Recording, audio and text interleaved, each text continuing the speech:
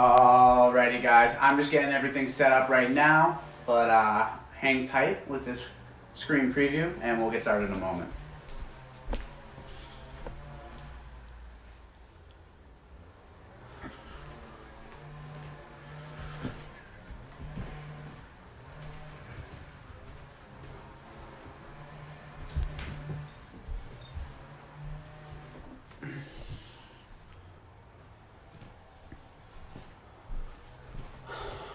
Alrighty folks, well, welcome to my first ever webinar, alright? My first ever live PowerPoint presentation. It's coming at a weird time, obviously, with all of us on lockdown, but that is the exact reason for me doing it today, okay? I wanted to go over with how to create and organize your own home workout, alright? It's important during these times.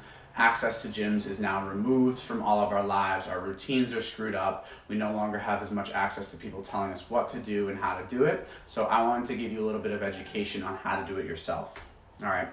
Now, our roadmap for the day. I just want to start off with settling the nerves a little bit. I want to go over some information that should help you settle down, not feel so stressed out about not being able to get to the gym.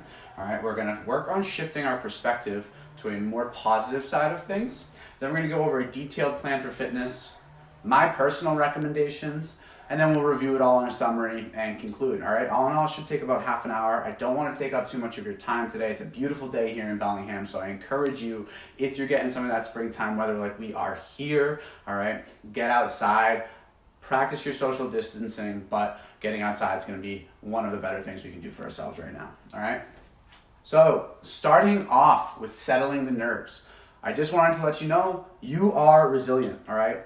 You're not going to just start to break down and wither away in the matter of a few weeks, all right?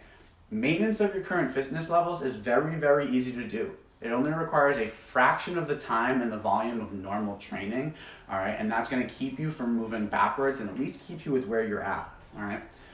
Different fitness characteristics do require different maintenance volumes, all right? But almost all of it can be done during times like these, all right?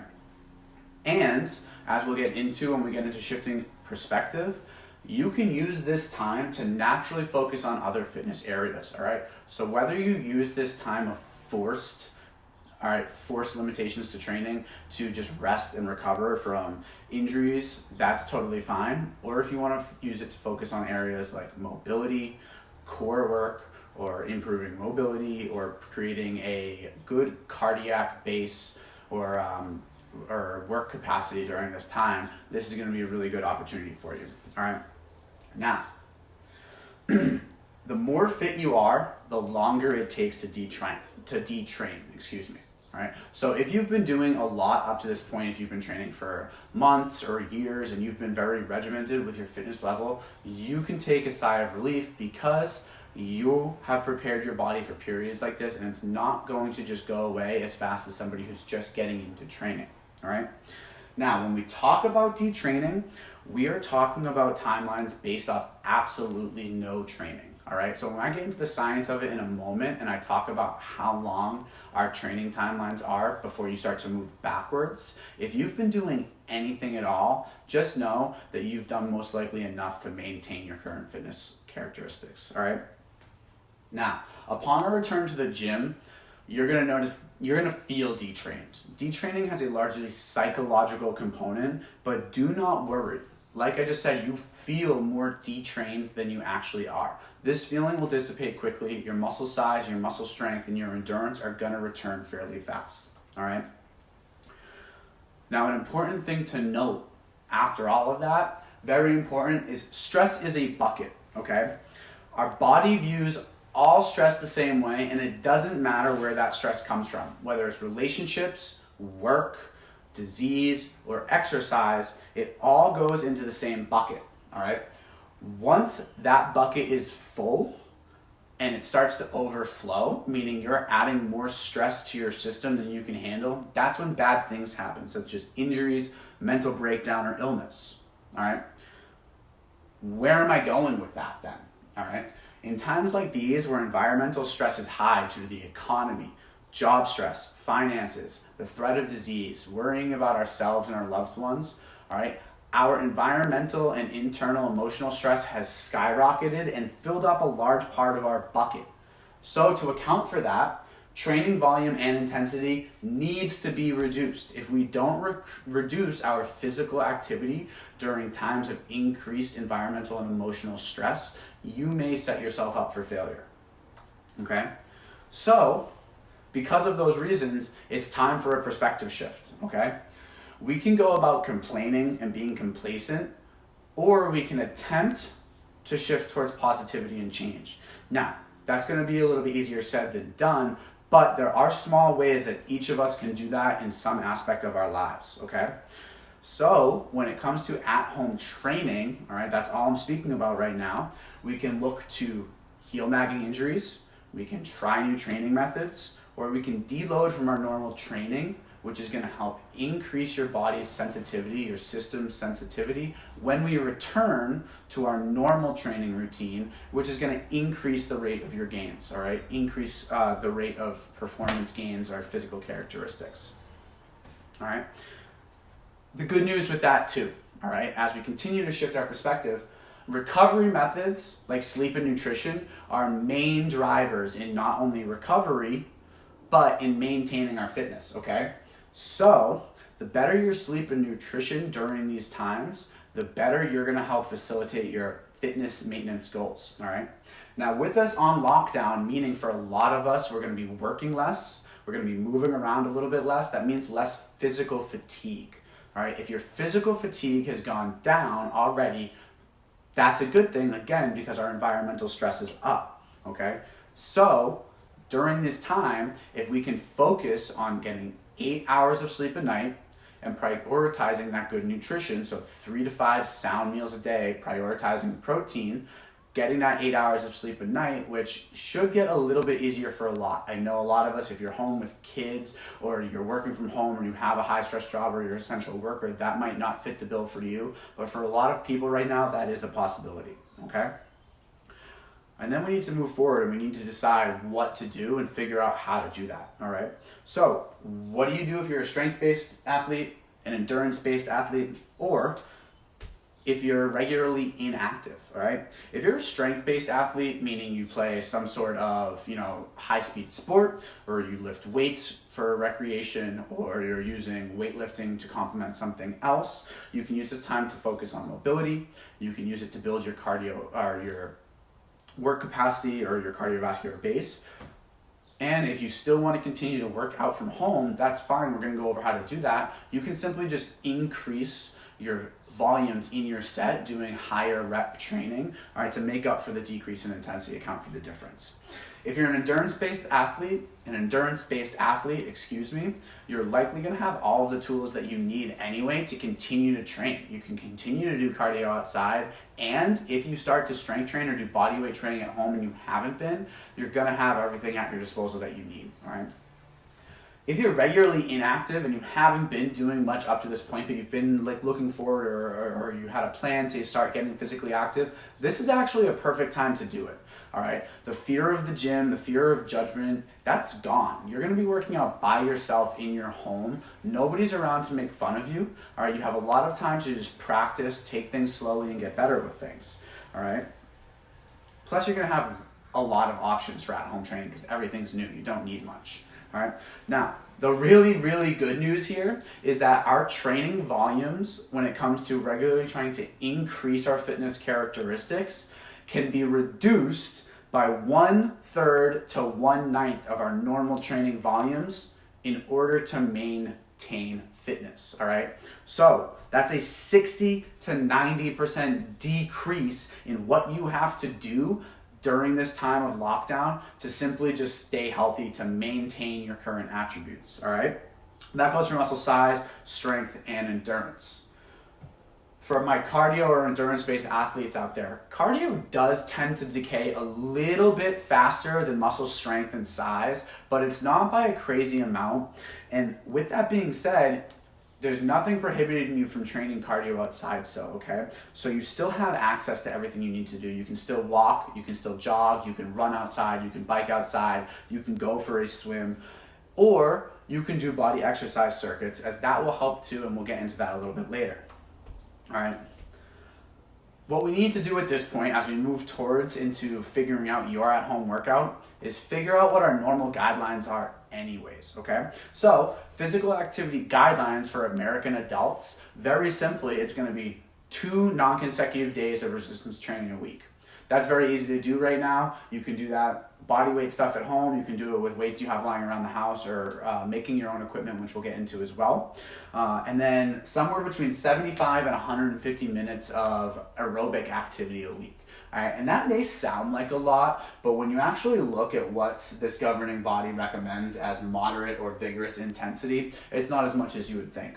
So 150 minutes on your higher end, that's going to be things like walking or light jogging or hiking. Moderate intense cardio activity, not working too high up into your heart rate zones, all right? 75 minutes of vigorous intensity would be something like running or a long cycle workout, all right? So like our Ride 60 classes, our 60-minute ride classes that you would do at the club, or cardio tennis or something like that, that's actually going to qualify as vigorous activity. So with one of those sessions, you've already met a good chunk of your vigorous activity requirements a week. All right, so that's just something to note. Now, I wanted to just show this slide. We're not going to talk about it too much. It's kind of messy. There's a lot to look at. But this is decay rates in terms of muscle quality attribute, or muscle attributes when it comes to shifting what we train. So the top row, size, strength, power, speed, that's what you're training. And this is its effect on the alternate abilities, all right? So if you're training size, obviously we're gonna increase size in the long term. But ignore all this in here. We're gonna shift down to here, to no training. I just wanted to highlight this here because it shows that even if you did absolutely no training whatsoever, you sat on your couch all week, you have 1 to 3 weeks before anything starts to happen, all right? Anything at all. And that's for our muscle size, strength, and power, all right? Moving on from that, more importantly, I think for the population that we work with at the club, endurance-based training and decay rates there, meaning how long is it going to take for us to shift backwards? Again, most of our studies show minimal training defect or decay within 2 to 4 weeks. All right, that's on your lower end actually. That's with doing absolutely nothing, 2 to 4 weeks before you even start to shift backwards at all. A lot of studies show that with even doing anything throughout the day, that you can maintain your fitness attributes for longer, up to months at a time, all right? Now, it should be noted here that beginners, if you just got into fitness, if you just got into training or some sport, you are gonna tend to detrain a little bit faster, but that's just because of muscle memory and things like that, okay? It'll come back quickly. Beginners need less volume in training anyway to create gains, so even though you shift backwards, it'll come back just as quick, all right? Now, in endurance, when it comes to endurance, if you don't want to go outside and do your normal cardio activity, different training methods can actually preserve your VO2 max. So if you started doing body weight resistance training at home, there are methods with that to really help preserve your VO2 max. And that has to do with a lot of more complicated factors that we don't have to get into right now, but there is studies showing that, okay? All right, so getting into our detailed plan for fitness. We know now, all right, that it's gonna take a long time for us to start to detrain if we do nothing at all. If we do something, we're gonna be able to maintain our fitness for a little while. How do we decide what that something is, all right? You have to figure out what your intent is, all right? Are you just looking for a general workout? Are you a cardio athlete? Are you looking for hypertrophy or muscle growth? All right, are you a strength-based athlete, or are you rehabbing something still, okay? Then, what do you have at your disposal for equipment? Do you have any home workout equipment? All right, we have to figure that out first and foremost. Or do you have bands, weights? Do you have a TRX strap? Do you have a complete home gym? All right, if you have a complete home gym, the beginning portion of this webinar isn't going to be as important to you. You're probably going to want to skip ahead to the end, but most people I'm talking to right now, I doubt you have a complete home gym. All right, so continuing with that, how do we define what we're after? All right? For a general workout, what we're really looking to do is just avoid deconditioning, preserve lean body mass, and focus on all of our fitness characteristics. So we want to preserve lean body mass and muscle size and strength. We want to preserve, all right, our cardiac output and our aerobic capacity and power. So, all of the just body weight at home workouts that you see online are going to be perfect for you. If you're a cardiovascular athlete or you're an endurance-based athlete, obviously you're looking for heart health. That endurance training helps with mental health as well, and it can be very good for sport specificity for team sports. If you're looking to grow muscle, obviously we're looking to grow muscle to put on more size or bulk, and that can be for aesthetic reasons or it can be for rehab or sport specific reasons, right? If we put on more muscle, we have an increased capacity for strength, and we also have an increased capacity for endurance, all right? The more muscle mass you have, the more capacity you have for the cellular aspects that drive muscular endurance and physical endurance, okay? Things like that. So, and if you're rehabbing something, you're going to know what you're rehabbing, and most likely you're already going to have instruction from your physical therapist or your doctor on what to be doing, all right? So you can just use this as an accessory, something that can help, all right? Regardless of what you're doing though, we're always going to start with a warm-up. Why? What we're trying to do with a warm-up, we want to increase our heart rate. All right, we want to increase our core body temperature. We want to increase our rate of respiration. And in doing so, you just prep your body for more high intensity work. Your warm-up doesn't have to be anything crazy, but you should be doing it because it's going to help you perform better and feel better in your workout, okay? Next up, as we organize what we're going to do in a day, comes our work section. This is the meat and potatoes of your workout, okay? This is going to be your most neurologically demanding work, such as balance work, plyometric work, speed work like sprints, okay? And then it's going to be followed by your most taxing exercises, such as heavy squats or deadlifts or heavy resistance training, and then move into your accessory work, core work, shoulder work, hip work, things like that. Okay? If you're not training for something specific here and you're just in a general workout phase, what you deem most important for you becomes the most specific, and that's what you're going to train first and foremost. Okay?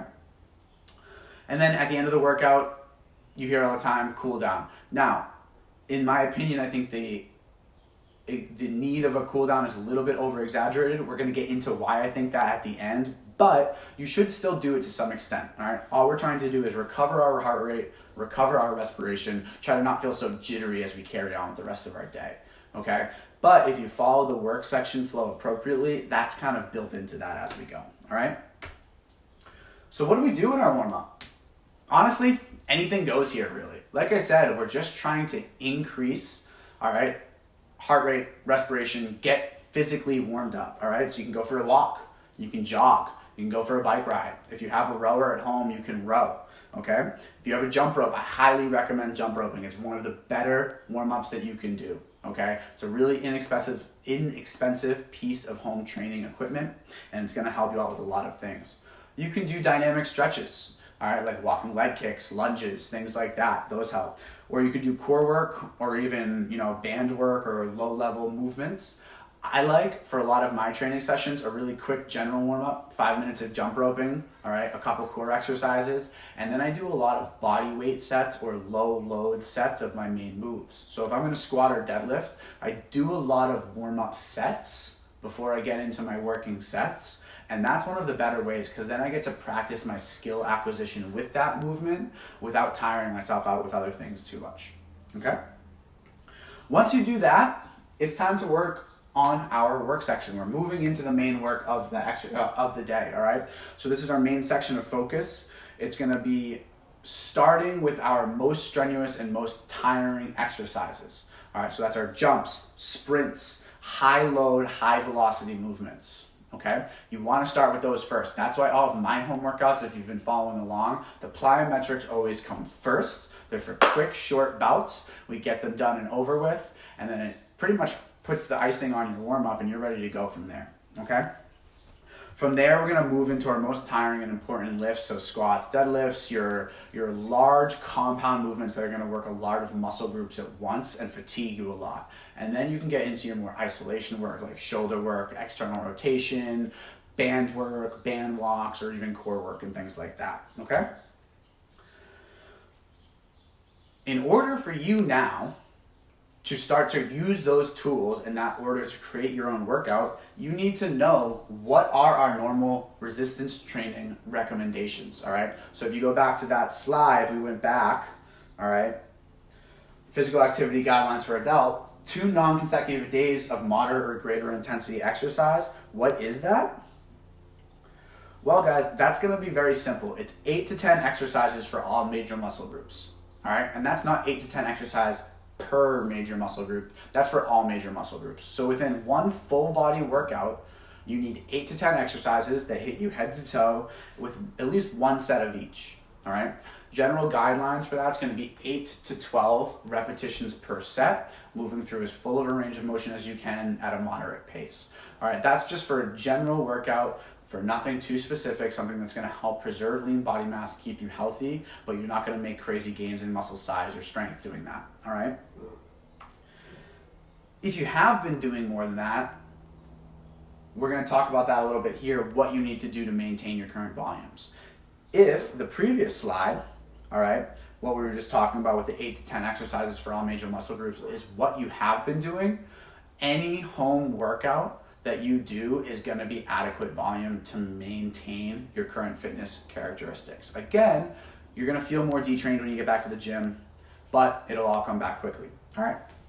But again, if you've been training more seriously, what are our maintenance guidelines?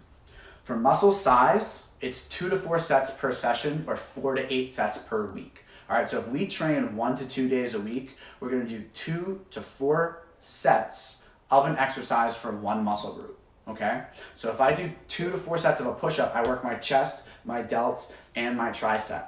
If I do 4 sets of that, I've hit my minimum maintenance volume for the week as long as I approach failure. All right.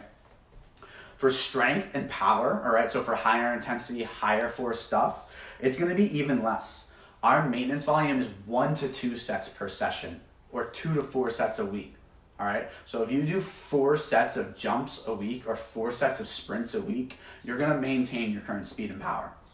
All right, and like we mentioned earlier, for endurance, all right, 10 to 40% of your normal training volume, all right, is going to be enough to maintain your cardiovascular fitness.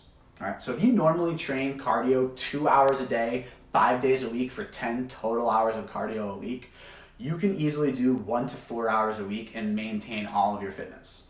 It's not that bad, all right? Moving forward from there, sorry, I skipped one, apologies. We're working out at home now, all right? That 8 to 12 normal repetitions that we would do for those 8 to 10 muscle groups, we're usually doing at the gym. We have a weight to make those 8 to 12 repetitions hard. If you don't have a weight to overload the movement, how do we make those 8 to 12 reps challenging? Well, there is a lot of ways you can do that. First and foremost, very easy way, you can add internal resistance. If you add internal resistance to a movement, that's going to be something like imagining I had 300 pounds on my back when I was squatting. So I just squeeze everything super tight and go through my motion, and it's going to make it harder. All right? Excuse me 1 second.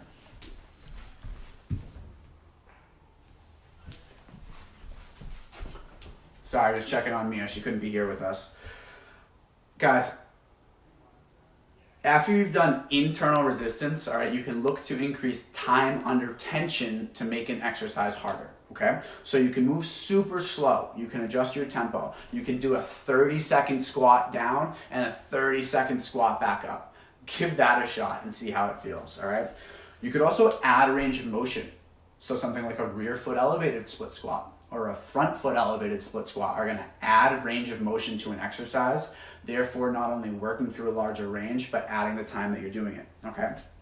And you can do 1.5 reps. Go all the way down, come halfway back up, down, and back up again. That increases the time. Or we can simply do more reps. A lot of research shows that we can have either maintenance or even gains, all right? We can increase muscle size as low as 30% of our 1 rep max, okay? As long as we take that load close enough in proximity to failure, all right? So if you can do a lot of push-ups, please just do a lot of push-ups, all right? We're gonna go over other ways to add load to those things, but that's a super simple way to do it. If you add reps and you add volume and bring yourself close to failure with body weight exercises and do 2 to 4 sets of those exercises per muscle group, per movement type, you're gonna be fine, all right? If you were looking to invest, on the other hand, or you had at-home training tools already, some of the best things we have at our disposal: bands, free weights, like dumbbells or kettlebells, pretty inexpensive, pretty small. You can tuck them away in the corner. They don't take up much space. A TRX strap, all right? A pull-up bar. People have things like the, perfect pull-up bars that go across your doorways. Super inexpensive, super easy to use. Or a jump rope, okay? If you had all of those or any combination of those, you can put together a killer home workout, all right? If you don't have those things and you're not going to invest in those things, what we can do, we can load up a backpack, put a load of books in there, put canned food, put jugs of water, whatever you want. You can put the backpack on your back, put it on your front, you can hold it, you can do carries with it, you can do different rows, you can use it to load squats or push-ups. We can do the same thing with a grocery bag. If you have a reusable grocery bag, or even a plastic, which I hope you don't, plastic grocery bag lying around, you can use that.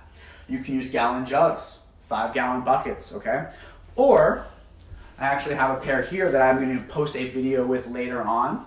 You can use hammock straps, since they're rated to support your body weight, all right? Hammock straps or some other heavy-duty strap like that, tie them together to make an at-home TRX strap, okay? Now, just be careful with that. All right, you need a really secure spot when you hang those, so you either need to screw something into a stud in your wall or find a really strong, secure door. That's my asterisk with those. Be careful if you're gonna make your own straps, all right? So,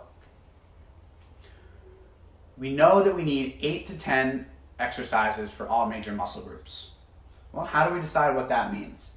These are our patterns or qualities that we can break that down into to make it a little bit more simple for you to understand or to relate to, okay?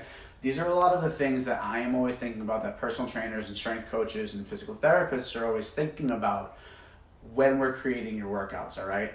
What is your goals? What do you have at your disposal? What can you handle? What is specific to your needs, okay? So everything breaks down into things like knee dominant movements, hip dominant movements, pushes, pulls, and then anti-extension, flexion, and rotation, okay?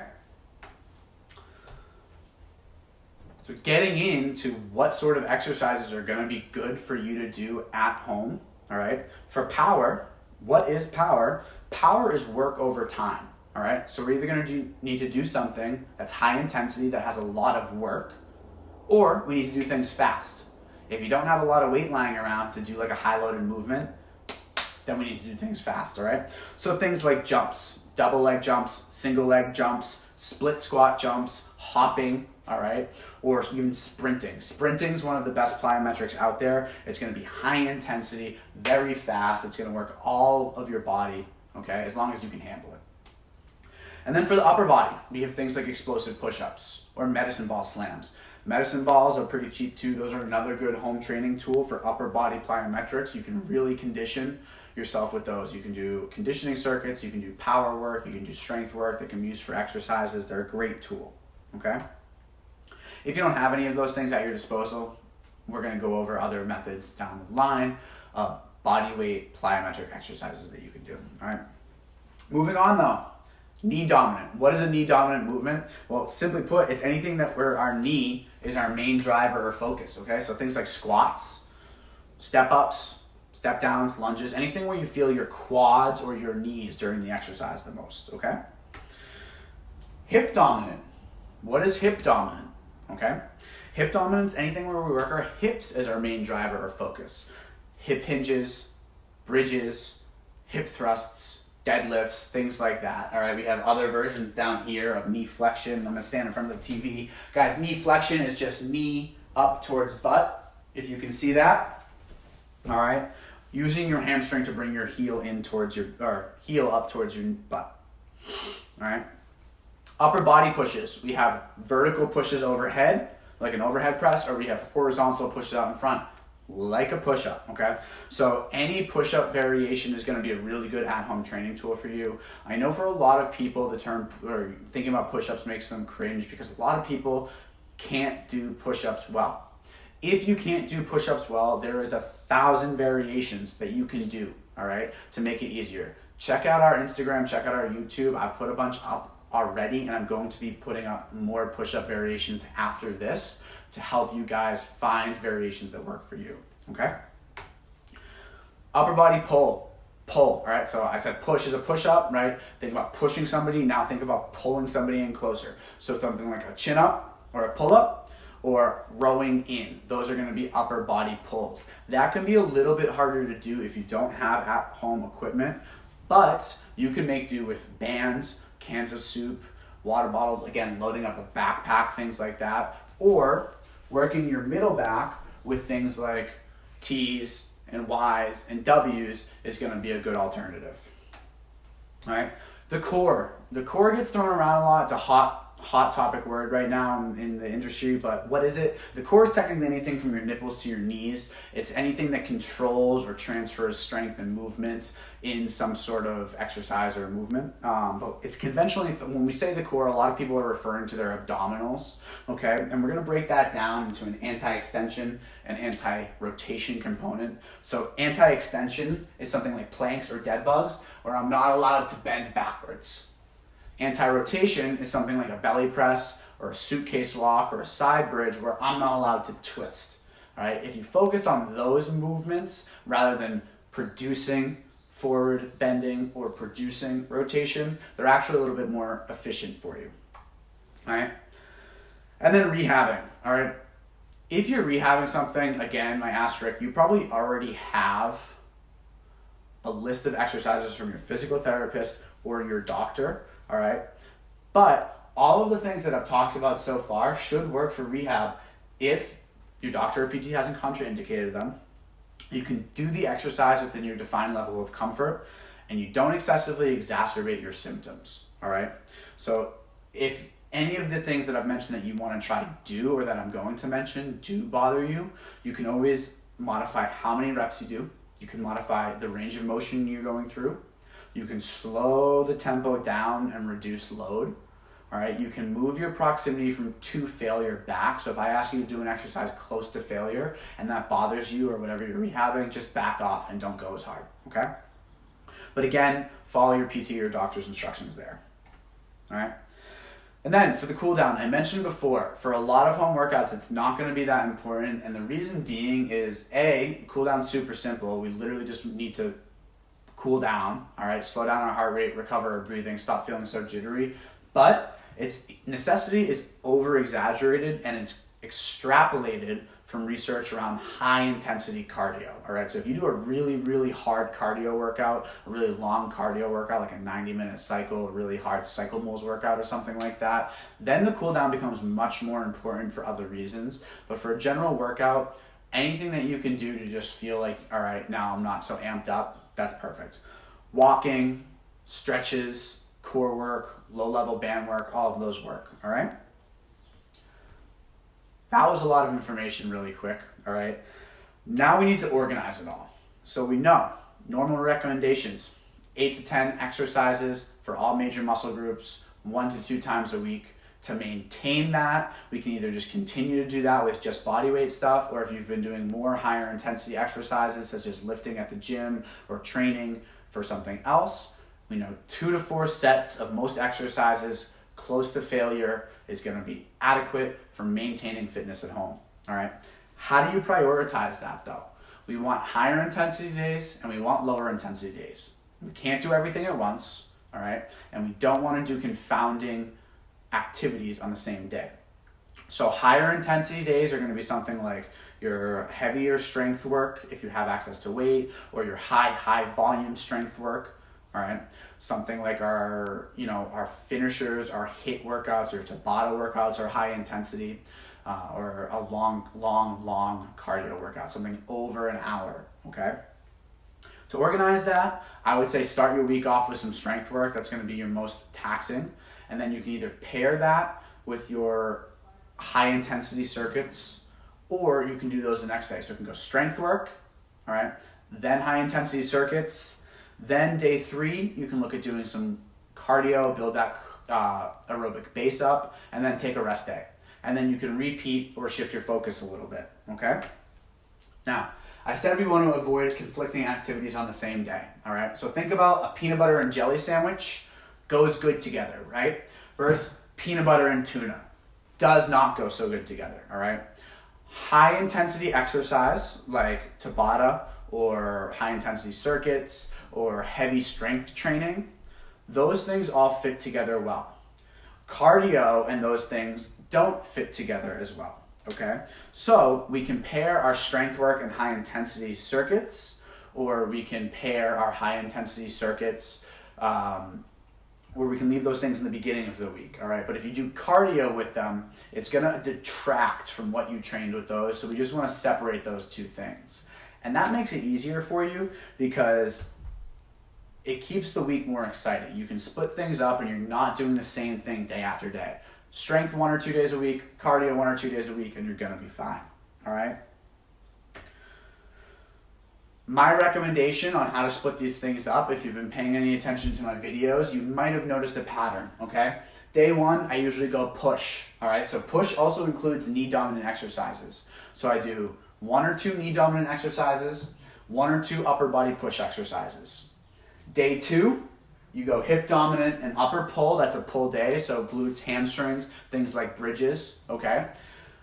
And upper body pull, so T's and W's on the ground, pull-ups if you have a pull-up bar, TRX rows if you have a TRX.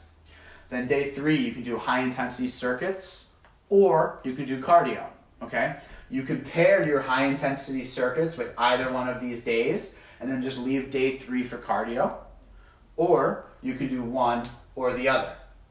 And then take a rest day. You still need a rest day. Take some time to tend to yourself, tend to your family, tend to things around your house. Don't stress about having to exercise. If you want to move around, do something like stretching, yoga, walking, a little low-level cardio, that's fine, but you don't have to by any means. We don't have to be doing this stuff every day, all right? If you don't want to split things up into push and pull, what we can do is go upper body and lower body. All right, so then I just pick a couple upper body exercises, a couple pushes, a couple pulls, a couple lower body exercises, a couple knee dominant, a couple hip dominant. I go every other, and you're good, all right? And then either another cardio day or another rest day, okay? So some examples of that. What does a knee dominant and upper body push workout look like, all right? If you want a 30-minute to hour-long workout, you're gonna do your warm-up, walk, jog, jump rope, do a couple core exercises, very easy. And then you can move into some plyometrics if you want. After that, something like a rear foot elevated split squat or a split squat or a bodyweight goblet squat or something like that, paired with a push-up. You do one set of one, close to failure, one set of the other, close to failure, okay? We know we need at least 2 rounds in a session, but you can go all the way up to 6 rounds depending on how often you're gonna be doing this, okay? A, then B, go back and forth for 2 to 6 total rounds, and then do your finisher, all right? And we'll talk about what finishers look like in a few slides. For a hip dominant and upper body pull day, that's something like a single leg hip thrust and W's, T's, Y's on the ground. Again, 2 to 6 rounds to hit our maintenance volumes, and then finisher of 2 to 8 rounds, all right? If you're doing an upper body only exercise, or an upper body day, we have horizontal push, then a vertical push, and then a vertical pull, and then a horizontal pull, okay? So that would be like doing a set of push-ups for a couple sets, and then some overhead presses with a backpack loaded up for a couple sets, and then a pull-up or a modified pull-up, and then a horizontal pull like a reverse row or a TRX row, okay? If you don't have access to some of that equipment, hang tight till the end. I'm going to tell you what to do. All right, I'm going to send you guys all along a worksheet after with some more breakouts and a more comprehensive list of exercises, okay? If you were doing lower body, you would do 1 to 2 variations of a knee dominant exercise, 1 to 2 variations of a hip dominant exercise, all right? So what are some examples of finishers? You could do sprint work, all right? Now, let's move back. Let's backtrack or pause real quick. I said sprint work is highly fatiguing. It's highly neurological. Why am I going to do it at the end as a finisher? Well, if sprints are not your main goal with being faster with sprinting, it's not our main focus, we can use it to increase our energy expenditure at the end, okay? That's simple to do. We can do Tabata workouts or Tabata Style workouts. Now I say Tabata Style workouts because Tabata workouts, a true Tabata workout is really just with one exercise, okay? And it is so high intensity, getting so close or past your actual sustainable VO2 max that most people can't do it. So I say Tabata style because we're mimicking that and then we're extrapolating it out to make it a little bit more engaging for most people. Or you can just do a normal circuit, all right? If you're doing a normal circuit, all right, like a lot of my videos, I go a couple plyos, a couple specific exercises by themselves, and then I do a finisher for a few rounds with 4 or more moves. We're gonna go some sort of a plyometric. We're gonna go some sort of a push, whether it be an upper body push or a lower body push, like a knee dominant movement. All right. Then we're going to do a pull, upper body pull or a hamstring or butt exercise. All right. Then a core exercise, preferably a twist, something like a side plank or a side plank twist or a shoulder tap. Reason being is those are the highest intensity. They're gonna challenge you the most. All right. That was a lot. It might have seemed a little all over the place for some of you, but the point of doing all of that was to give you a comprehensive list of information and tools that you can do to really understand the complexity of making and creating a workout, but also realizing that you don't have to worry about it too much right now. So in summary, there is no need to freak out. Your fitness isn't going anywhere.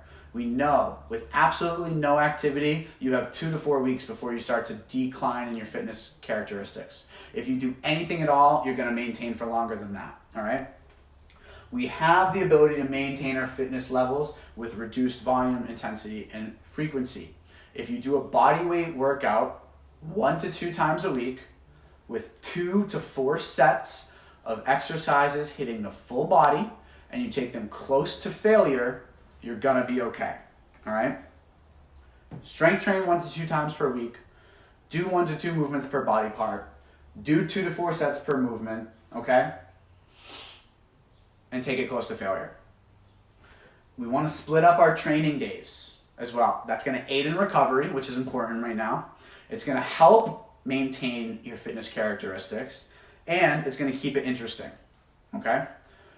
Again, a lot of this was about strength because I think that was a little bit more complicated and confusing for some people. How do I maintain lifting or resistance training without access to a gym? Bodyweight exercises, very easy. Squats, split squats, push-ups, things like that. If you're a cardio-based athlete, you can continue to run and cycle on your own, all right? And to help with that, guys, check out our Facebook and Instagram daily for workouts. I'm putting up workouts on Facebook and Instagram. I'm uploading them to YouTube, and I'm also creating an extensive exercise library for you on YouTube. So if you hung around this long, what I want you to do is email me. That is tyler@btrainingtennis.com, okay? tyler@btrainingtennis.com. Email me. I'm going to put that email in the comment section of this video, all right? Email me, and I'm going to send you along a worksheet that has all of the bodyweight exercises that you can do at home, all right? And if you don't know what they are, pop on over to our YouTube page where there's gonna be comprehensive videos on what to do and how to do them, all right? If you're a member of the club, join BTTC Family on Facebook, where we're gonna be able to answer more content-related questions and help you with home workouts a little bit more, all right? Guys, that was awesome. I know that was a lot of information. That's all I have for you right now, okay? So again, I'm gonna drop my email in the comment section below. Shoot me an email, all right, and I'll send you back over that worksheet, kind of re-summarizing everything with all of the exercises for you, all right? Check us out on Instagram and Facebook. Enjoy the beautiful weather. Get outside, all right? Take care.